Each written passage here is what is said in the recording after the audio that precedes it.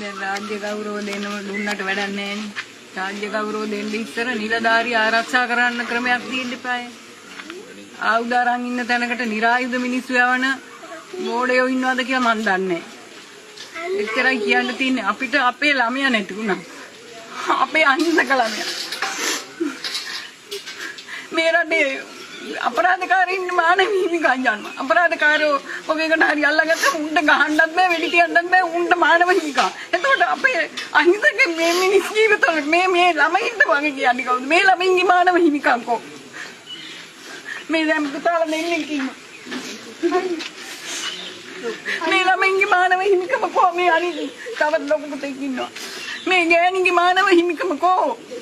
එතකොට අපරාධකාරීන් විතර දෙක තියෙන්නේ. මේ මිනිසුන්ට රට කරන්නේ උන්ට හරි මොක්කුන්ට හරි මේ මොලයන් තියෙන්න එපා. ආයුධ ගත්ත තැනකට නිරායුධ මිනිස්සු යවපුවාම මරණව තමයි. ඒකෙන් දෙකක් නෑනේ. ඉරිදා උදේ වැඩට ගිය මිනිස්සයා.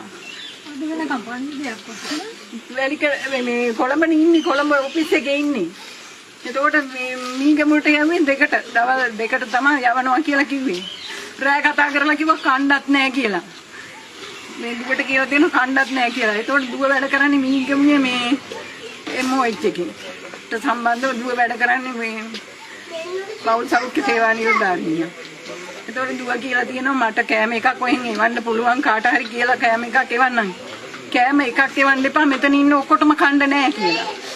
එතකොට කණ්ඩත් නැතුව නේද අපේ පුතා මැරුණේ. මේක තව ටික දවසක් යනකොට මේක එක සිදුවීමක් විතරයි. අපේ රටේ එහෙම නෙවෙන්නේ. ඒක මේක එක සිදුවීමක් විතරයි. තව ටික දවසක් යද්දි. ඒක තව තැනක ආයේ මේක වෙනවා.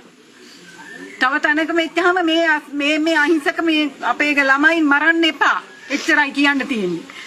ඒව තීරණ ගන්න බැයි නම් ඒ නිල තල වලින් අයින් වෙලා ගෙදර යන්න ඕනේ. ඒ වෙලාවට සුදුසු තීරණයක් ගන්න බැරි එවුන් ගෙවල් වලට යන්න ඕනේ. අපිට අපේ පුතා නැති වුණා.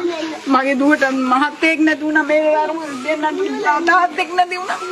එච්චරයි අන්තිම සිදුවීම. එච්චරයි. මේක තවත් එක සිදුවීමක් විතරයි. දවසකින් මේක මම අමතකයි. රටේ මහේ උන්ටත් අමතකයි, ඔක්කොටම අමතකයි. හැබැයි අපිට වෙන්නේ මේ ගෙදර උන් ටික